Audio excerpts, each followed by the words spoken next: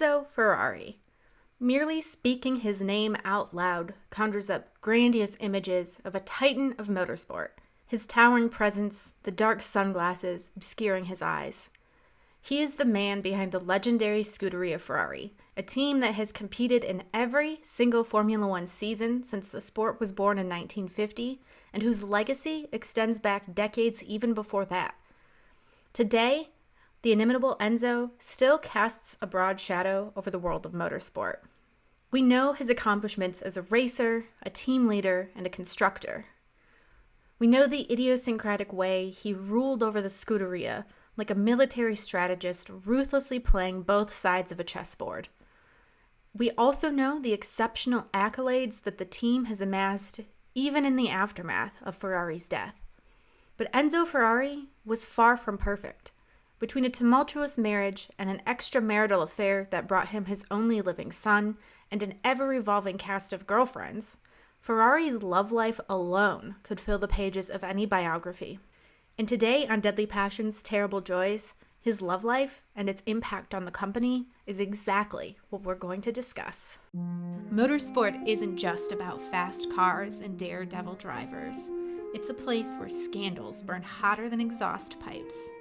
This is a history podcast dedicated to delving into the darkest corners of the racing world to uncover secrets, deception, and intrigue. My name is Elizabeth Blackstock, and welcome to Deadly Passions, Terrible Joys.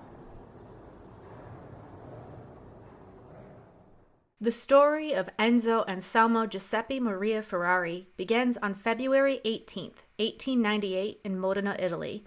Though, if we're being honest, even the date of his birth is subject to controversy. That February was an icy one, and a blizzard had swept down from the Alps to greet our young Enzo. His father, Alfredo Ferrari, was unable to dig his way over to City Hall to register the birth of his second son. The Ferrari family was somewhat middle class, with Alfredo Ferrari opting to escape his roots as a food merchant to set up his own mechanical workshop directly next to the family home. Though Enzo's older brother, Alfredo Jr., more commonly known as Dino, preferred to pursue a more formal education, the subject of our episode saw no real benefit in doing so himself. Everything he grew to love was available to him right there in his father's workshop. In his autobiography, Enzo Ferrari stated that he wanted to be a worker, nothing else. But in Brock Yates's biography of the man who would come to be known as l'ingénieur, or the engineer, there's a fascinating paragraph describing the supposed family dynamic of the Ferraris. I think it's important to the context of our episode, so I'm going to include it here almost in full. Quote, "The family unit was sacred to the Italian male of Ferrari's generation, within, of course, the rather wide latitudes defined exclusively by the man himself, who remained free to philander, spend freely, and ignore the tenets of the church, while in turn demanding goose-stepping obedience from his children and saintly fidelity from his wife. He adored his children and treated his wife as basically an asexual helpmate modeled on the most perfect female of all time, his mother. Mothers were worshipped, wives tolerated, and other women treated as objects of either scorn or lust or both." Growing up in that environment, it's almost certain that Enzo Ferrari would have adopted a somewhat similar mindset. And we'll see throughout this episode how it continually comes into play.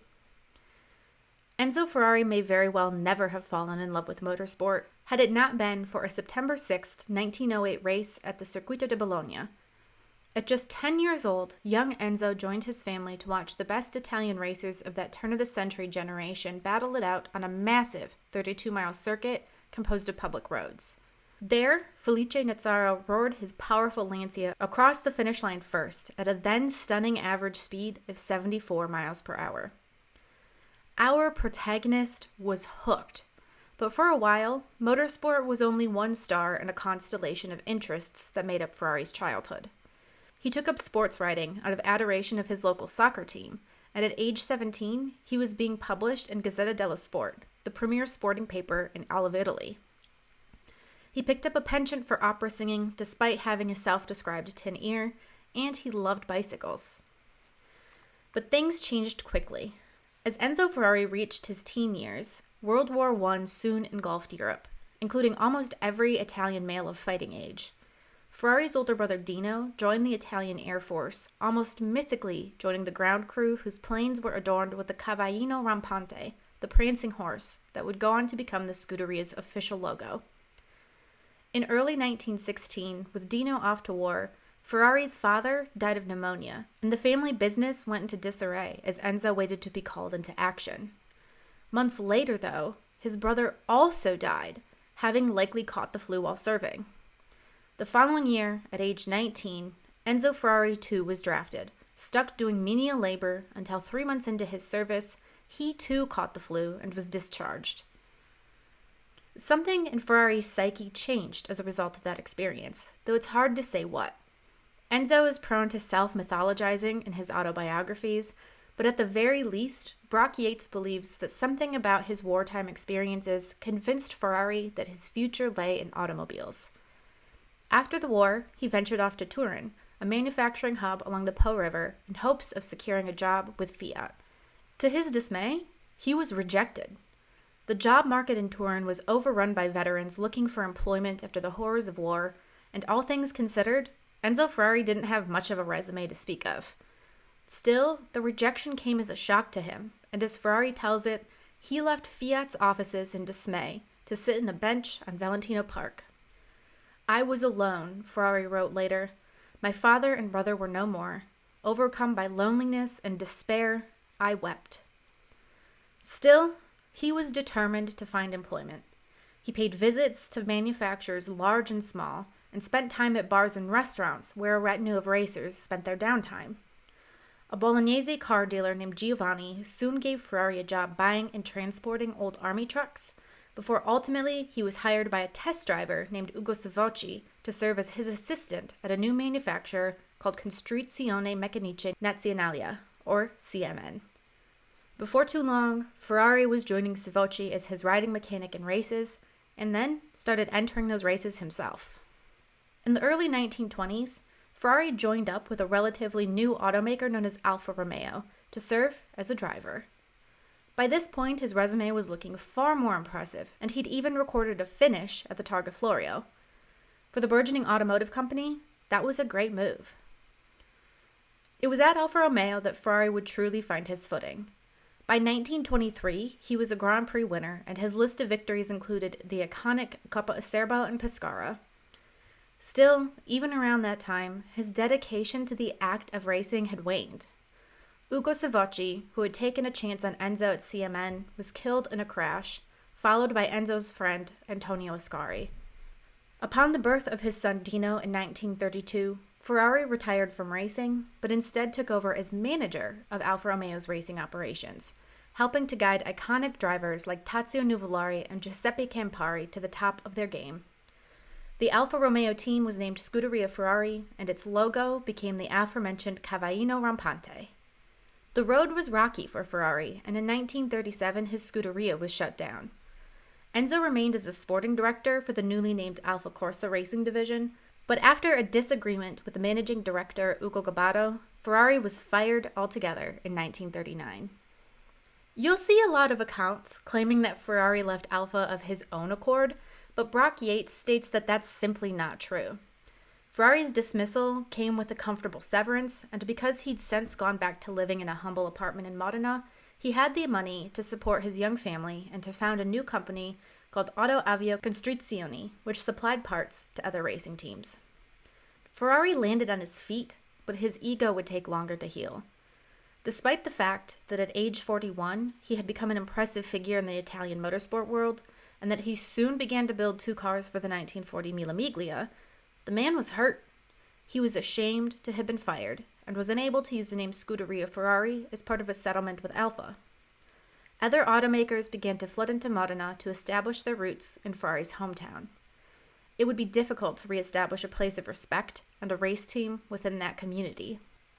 Then in 1940, World War II brought everything to a halt. Enzo Ferrari was too old at the time for military service, and, broken by his dismissal from Alfa, he soon turned to manufacturing machinery for the war effort. Because of that, his factory was bombed, and Ferrari was forced to relocate from Modena to Maranello. In the swirl of war, Enzo began a liaison with another woman who soon got pregnant. His son Dino, just 12 years old, was sick, and his already tenuous relationship with his wife grew more strained. When peace brought an end to the political chaos, Ferrari was ready to escape into the automotive and motorsport worlds once again, and he wasted no time preparing the race cars that would come to make him famous. The story of the Scuderia, though, is a story for another day.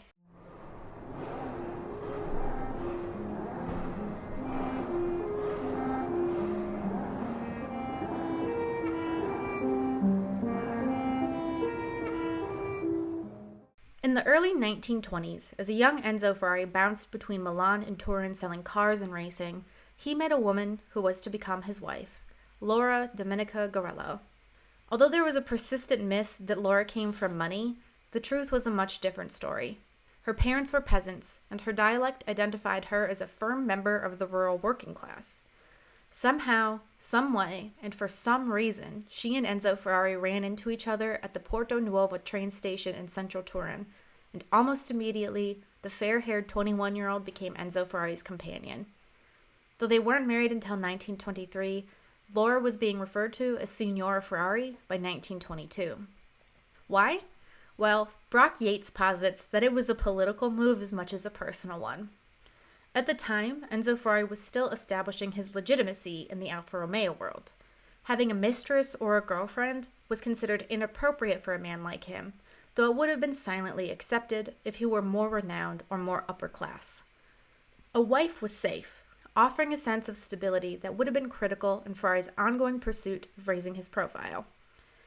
It's also quite likely that he and Laura were already sharing a bed more regularly than would have been appropriate for an unmarried couple at the time, and Ferrari was attempting to spare his mother's feelings.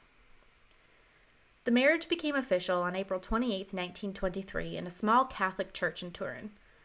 Only Laura's family and friends turned up to the ceremony despite opposing the union. Reflecting on the day later, Ferrari took a rather ungenerous view of the whole thing. "I married young, somewhere around 1920, he wrote. "I cannot remember the exact year as I have mislaid the marriage certificate." Then he continued to write in the third person. "This young man declared that nothing else mattered where there was love. I later came to realize that the rest did matter, and matter a lot." And it seems like that realization came quickly. As Brock Yates writes in his biography of Ferrari, Laura largely disappeared from the racing world as soon as they were married. Where she once was found near her beloved Enzo no matter where in the country he was at, she was soon expected to return home and take on the standard duties of a wife. Yates hypothesizes that it only took a few months after that before Enzo Ferrari was sleeping with other women. We can't say exactly how Laura felt about things, but we do know that by 1925, her frustrations were mounting, and as she and Ferrari planned to move out of the home they'd converted into an automotive workshop, she engaged in a bitter battle with Ferrari's mother. The two apparently hated each other from the moment they met, and making matters worse, Ferrari was absolutely devoted to his mother, who was the only remaining member of his close family. A portion of his funds were set aside to support his mother, who he tried to keep as far away from Laura as possible, with the two still living in the same town.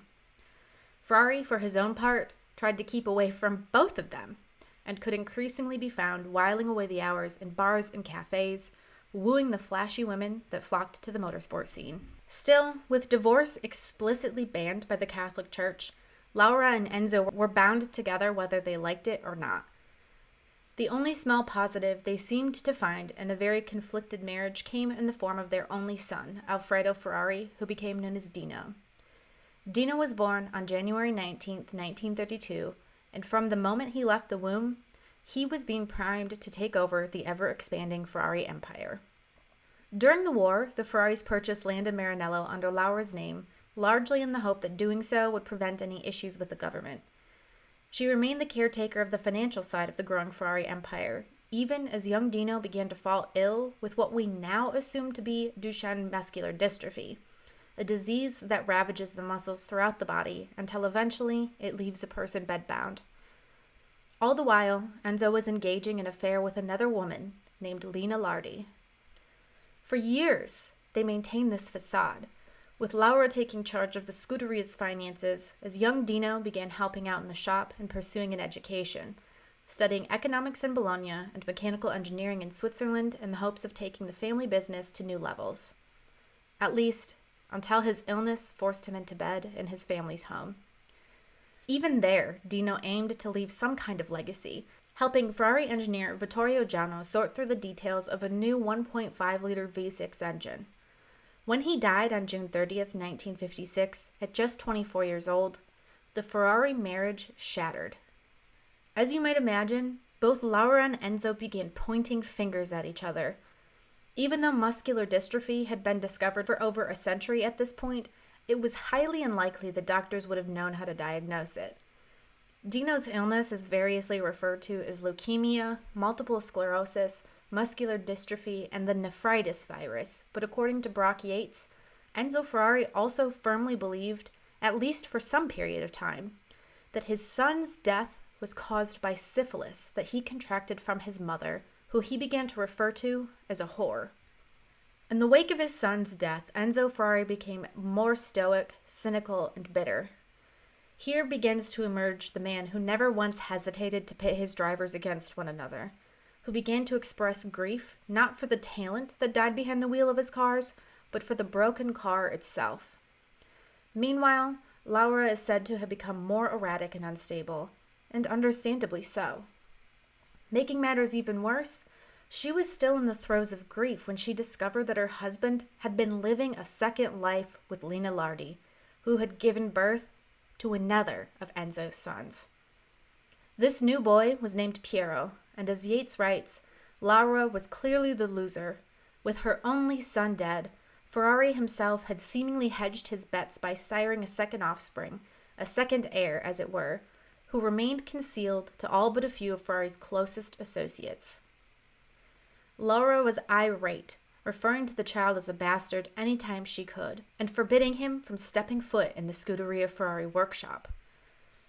As work began on a car that would come to be known as the Tipo 156, or the Shark Nose, a race car featuring the 1.5-liter V6 engine designed in part by Dino Ferrari, Laura Ferrari changed.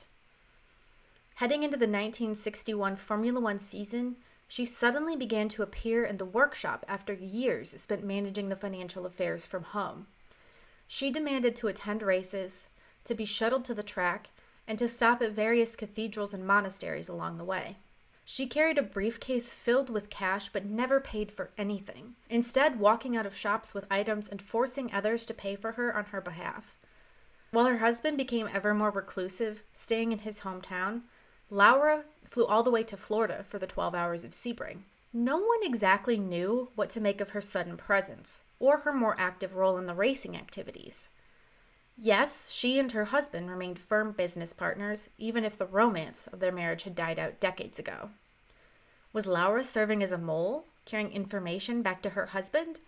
Did her financial stake in the company encourage her to take a stronger stance as more and more starstruck fans began to assemble around Enzo? We have no idea. What we do know is that at the end of the 1961 F1 season that saw the Scuderia take a championship with Phil Hill at the Italian Grand Prix, where teammate Wolfgang von Trips collided with Jim Clark and ultimately killed himself and 15 spectators, Ferrari's most dedicated workers up and left. Why? Well, many seemed to believe that Laura's sudden interest and interference in the race team resulted in a kind of palace revolt, though it's likely that that was only one factor, especially because Ferraris didn't like it when his employees began to think of themselves as important and non-expendable. Whatever the case, Laura dropped off the map. She never again attempted to be a player in the company, instead spending as much time as she could at a family villa on the Adriatic coast. As she reached her 70s, she began to grow more erratic, given to petty theft, and allegedly even demanding women on the street give her their dresses. She and Enzo Ferrari still lived together, albeit in separate rooms of a home that had been growing increasingly shabby, and as she aged, she spent more and more time in bed, suffering from some kind of dystrophy of the legs. According to the rumor mill of Modena, Laura even attempted suicide by jumping in the Panaro River at this time. Several Ferrari mechanics are said to have saved her life, only for Enzo to reprimand them. If she ever jumps in again, he said, leave her in there. On January 27, 1978, Laura Ferrari died after 55 years of marriage to Enzo Ferrari. There is no official reason given for the cause of her death. Nevertheless, she was interred in the family mausoleum, but separated from her son Dino. In the years after her death, Enzo Ferrari recognized Piero Lardi as his son, endowing him with the coveted Ferrari surname. Piero's young family, as well as his mother Lena, were ultimately invited to live with Ferrari, for the first time receiving public recognition of their relationship with Il Commendatore.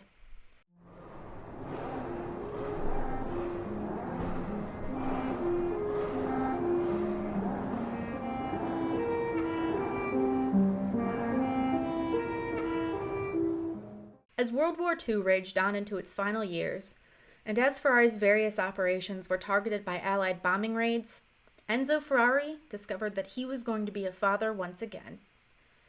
Italian men were shipped off to the front lines, so local women were recruited to work for companies like Ferrari, taking over the art of wartime production. One such woman, fair-haired and beautiful by all accounts, quickly caught her boss's eye. Her name? Lena Lardi del Gagliardi. Some reports claim that Enzo actually first encountered her in 1929 or 1930, when Lena was just 19 years old, but renewed their relationship with a vigor during the war. At the time, Enzo was in his mid-40s, over a decade older than the gentlewoman from Castelvetro who caught his eye. We know so little about Lena's background, but we do know that on May 22, 1945, she gave birth to Enzo Ferrari's second son, named Piero Lardi. We don't know where Ferrari's head was at during this time, but it certainly couldn't have been anywhere good. His business was in shambles, his marriage falling apart. His first son, Dino, had fallen ill, and in the middle of all of this came a second son, one who, from all appearances, was much healthier than the first. We do know, however, that Enzo seemed to find comfort in this second family, though due to the nature of the relationship, he kept the details under wraps for most of his life. He found solace in Castelvetro, which seemed to become a quieter haven than his chaotic life back at Maranello. Per Brock Yates, when Ferrari instructed his driver to whisk him away to Castelvetro, his entire persona would soften. His posturing, his gruffness, and his explosive temper would disappear once inside the shuttered little home, and he would tolerate from the rambunctious child all manner of teasing and ridiculous horseplay. This shedding of pretense was not unusual for an important man around his mistress, but for a man like Ferrari, who was developing an overblown magisterial aloofness in public, the reversion to the ways of an old padrone was a shocking transformation. There, in Castelvetro, he was no longer Enzo Ferrari, head of a burgeoning race team and manipulator of men. He didn't have to worry about business or finances or race results or the production of a new car. He didn't have to worry about the health of his son or the emotions of his son's mother. He could soften, relax. While it's not my place to condemn or condone Ferrari for his actions, I do want to note that it wasn't like he totally emotionally abandoned Dino Ferrari, though I don't think the same could be said for Laura. When he was at home, Enzo claimed that he pored over medical literature trying to find a cure for his son. He religiously tracked Dino's food and fluid intake, correlating it to his son's health. However, I do want to note that other people disagree with Ferrari's sentiment that he was a devoted and doting father. American Carol Shelby had become close friends with Dino as the boy neared his death, spending hours at his bedside. Shelby claimed Ferrari was nowhere to be found. The truth, as with the truth of most things, likely falls somewhere in the middle. But that being said, no matter how involved Ferrari was in Dino's life, he very likely craved a life where things were different, where his son was healthy and the weight of the world didn't press so heavily on his shoulders. As Piero grew older, Enzo began to take him more under his wing. He invited Lena and Piero to move into apartments in Maranello and brought Piero to the factory to serve as an English translator and later to take a more active role in the day-to-day runnings of the factory, much to Laura's disdain. After Laura died, Piero and Lena moved into Ferrari's large apartment, and Piero was finally invited to take the Ferrari surname. Lena and her son were present at Enzo Ferrari's bedside when he passed away in 1988. Lena Lardi remained quiet and dutiful throughout her life, keeping the intimate details of her relationship close to her chest and out of the prying eyes of the public. Though her family initially disapproved of her role as his mistress, they soon softened. Ferrari was, after all, no mere man. Even though she played a massive role in Ferrari's life and went on to live until 2006, we still don't know much about her. And I'm sure she was inundated with requests to dish out all of the juicy details of her decades-long affair. Rather than speak to the tabloids or write a memoir, Lena Lardi remained faithful until the end. According to Brenda Werner, who served as Ferrari's secretary during the last decade of his life, Lena never went on to marry, and the details of her life will likely remain concealed.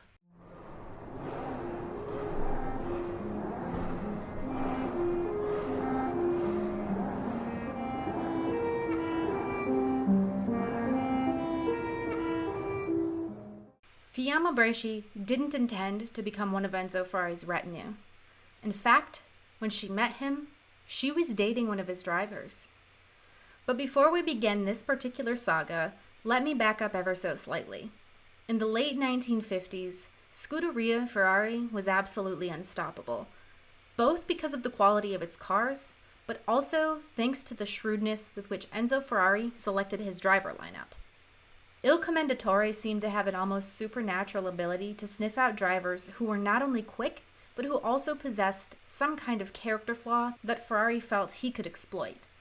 For example, Ferrari found a lot of success with American racer Phil Hill, not so much because he gave Hill a comfortable environment in which to thrive, but because he exacerbated Hill's rampant anxiety. Many people have said that Ferrari wasn't so much an engineer or team manager as he was an incredible manipulator of men.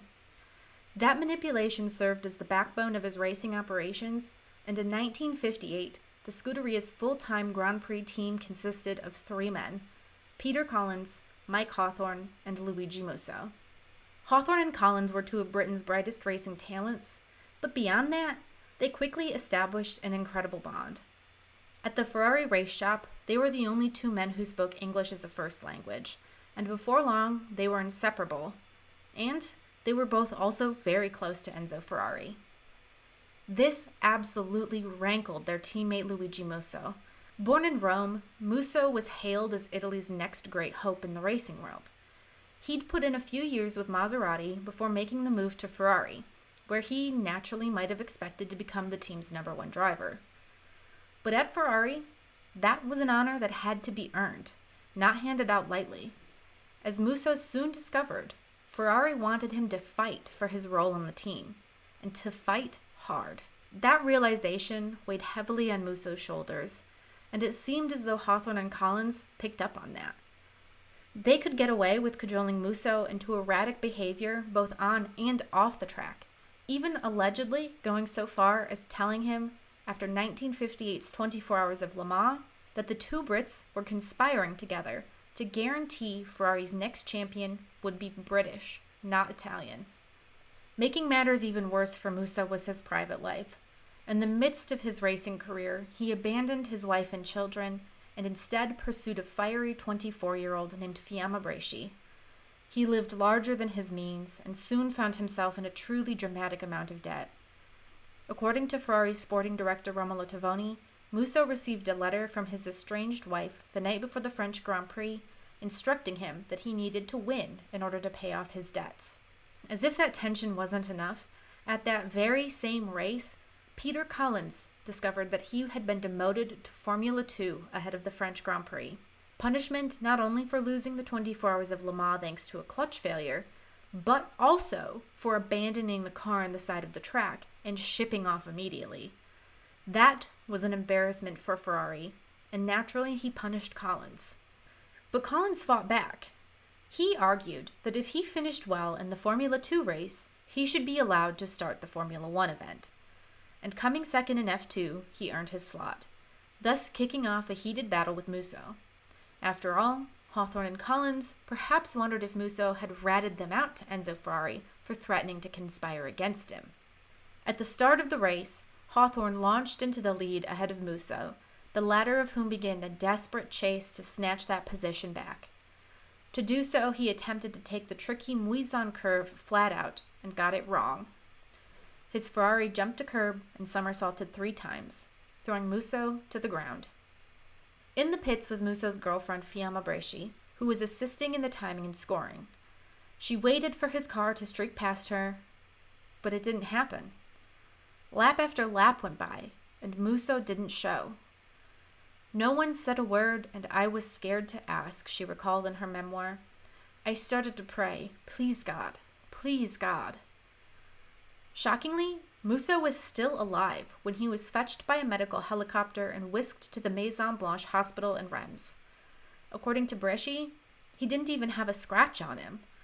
She was heartened enough by that to head back to her hotel room to wait for more news, only to discover that almost as soon as she had left, Musso died. I ran for the window, which was open because it was July and very hot, she later said. I tried to throw myself out. I was already halfway out when Beba, Fangio's girlfriend, and Lulu Trintignant grabbed me and pulled me back. They didn't leave me alone that night or the next day.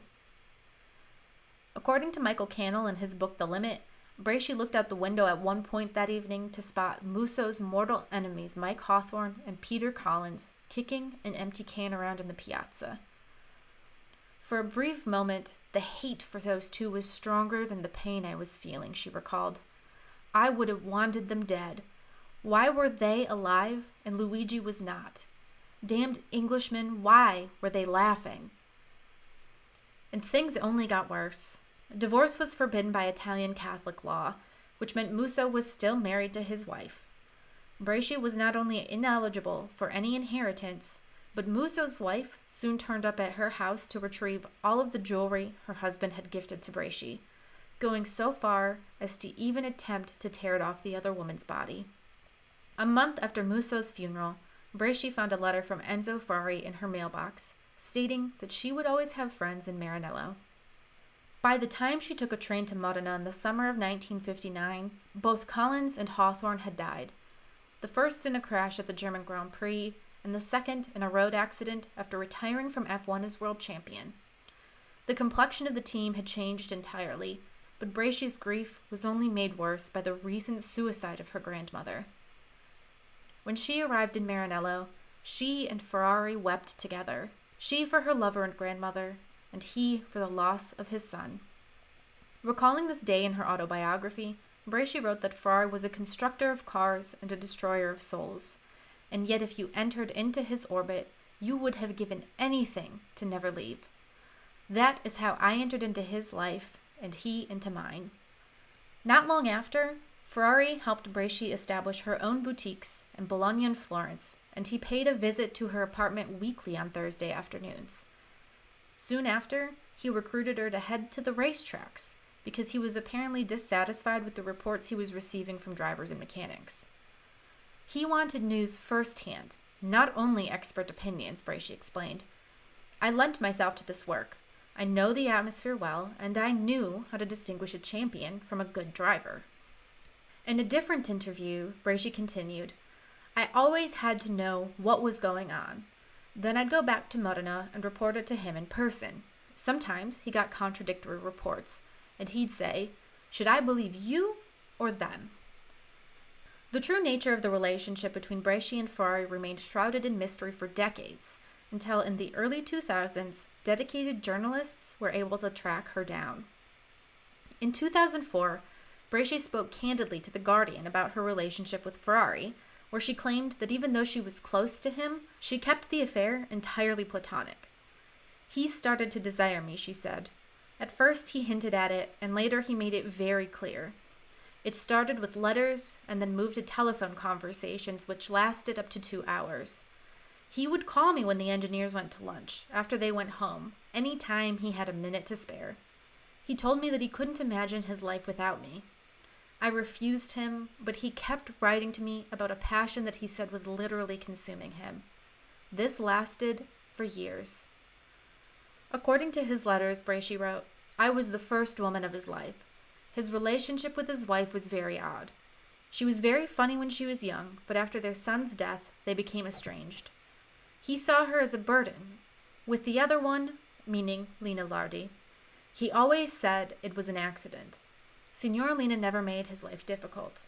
When she was unhappy, she would go shopping in Modena. Her other hobby was knitting, and with that, she managed to be content. We are all different. My hobby was driving a Ferrari.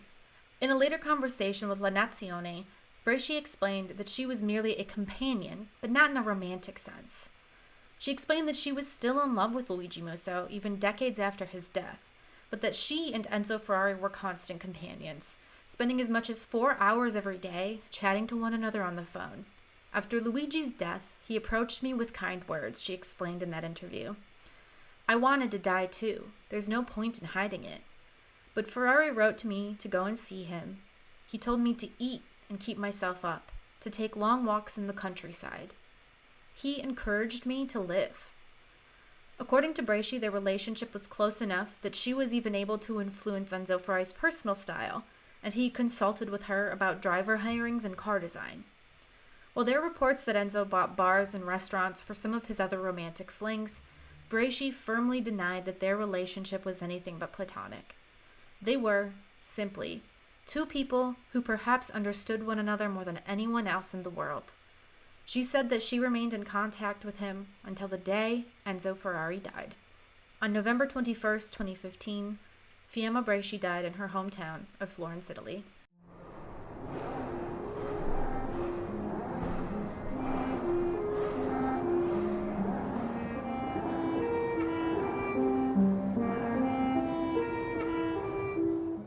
In 2025, our contemporary understanding of relationships has drastically evolved when compared to Enzo Ferrari's liaisons back in his day. While extramarital affairs and having children out of wedlock may not be accepted per se, I can guarantee you know someone who has publicly discussed the actions of a cheating spouse. Even now, though, there's this sense of, why does this matter? This is Enzo Ferrari's personal life. Is it any of our business? And maybe that's the case with the average Joe. If your buddy Steve from accounting is still doing his job well, does anyone in the office really need to know about the issues he and his wife are facing at home? No, probably not. But Enzo Ferrari wasn't just any man. He was a monolith, an icon. Whether he was signing the next great Formula One star or arguing with the FIA about what constitutes homologation in sports car racing, he was the kind of person whose very presence brings with it a sense of gravitas. When you have the Vatican writing articles about you, then I think it's fair to say you're not just the average Joe. Even more than that, though, was the fact that Enzo Ferrari was his company. He was his race team. He lived and breathed his work. His race shop was his home. His favorite restaurant was the place where he entertained drivers and sponsors, and he rarely traveled outside of his hometown, where he had built that incredible business. That meant his extramarital affairs take on a sheen of extra importance, and that includes actual factual importance, such as the matter of inheritance. After Ferrari and his wife Laura witnessed the death of their beloved son Dino, there was no one left to inherit the company. No one, that is, except for his second son Piero. We know Piero was born out of wedlock. We know Enzo Ferrari had to wait until Laura's death to officially recognize the boy as his son. But at that point, Piero Lardi became the future of the company and is now vice chairman of Ferrari, with a 10% stake in it. Did Ferrari's affair with Lena Lardi matter? Yes. It was ultimately their son who carried the Ferrari family name. Does it matter that Enzo was regularly unfaithful to both Laura and Lena? Yes, of course. We may not know all the details of his every liaison, but knowing that he was a fan of the whole sexual conquest thing helps us understand his legacy, his actions, and who he was at his core.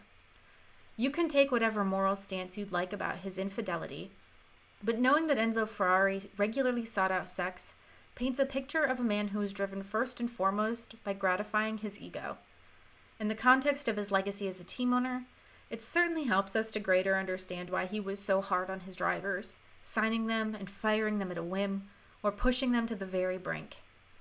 We're looking at a guy who saw most of the people in his life as pawns in service to his success, his pleasure, and ultimately, his legacy. But I think knowing all of this about Ferrari can also show us a depth of personality we would likely have never otherwise understood. Personally, I'm thinking of Fiammetta Brei here. She was devastated by Musso's death, and Ferrari actively reached out to her as she mourned. Sure, maybe he was just hoping to have sex with her, but the two developed a bond that transcended that, with Brei serving as Ferrari's spy and confidant, and Ferrari helping her to set up a series of boutiques as a means of making a living. She was described as becoming the woman who ultimately understood Ferrari better than any of the other women with whom he had affairs.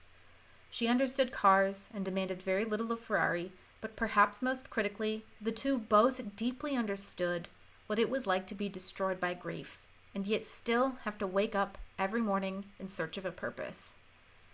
Further, Brei was similar to Ferrari in the way that she fiercely protected her independence. In 2004, she told The Guardian that she rejected marriage proposals from Ferrari because, quote, Enzo was a man who wanted everything, and I wanted no one. I wanted to defend my freedom at any cost. Even if he had been hurt by her rejections, Ferrari certainly would have respected Brei's reasoning. So yes, I would argue that the broad strokes of Enzo Ferrari's love life are of actual historical importance. I don't think we need to know the finer details of the tomfoolery, but I do firmly believe that Ferrari's professional legacy cannot be separated from his personal life, not when they're one and the same.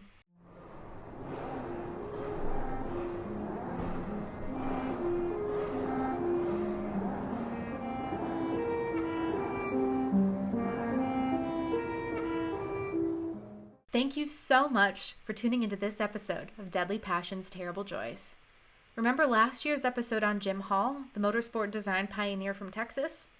In our next episode, we're revisiting the Chaparral founder to talk about how he and his crew were commissioned by General Motors to debunk the groundbreaking lawsuits against the ill-fated Chevy Corvair. If you enjoyed this episode, please subscribe to the show, give it a rating, and leave a review.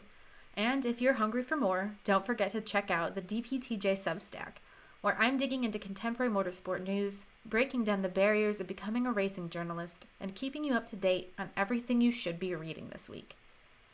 Finally, if you have further questions, sponsorship opportunities, or you just want to reach out, I have an email for that. deadlypassionsterriblejoys@gmail.com. Finally, we're ending with La Source, the segment named after the iconic turn at Spa-Francorchamps, but that serves as my bibliography for each episode. It's important to me to be able to cite regularly and accurately, so I want to give a shout out to some of the most influential sources at the end of each show. You can also find the full list in the description. This week, my references were two absolutely massive tomes that also double as Ferrari biographies. The full titles are available in the description, but I'm crediting Brock Yates and Luca Del Monte for all of the juicy details in this episode. I also referenced The Limit, Life and Death on the Grand Prix Circuit by Michael Cannell, which I think is one of my favorite motorsport books of all time. On top of that, there are some newspaper articles, interviews, and more for you to check out in the full bibliography. Thank you all for listening, and I'll see you in the next episode of Deadly Passions, Terrible Joys.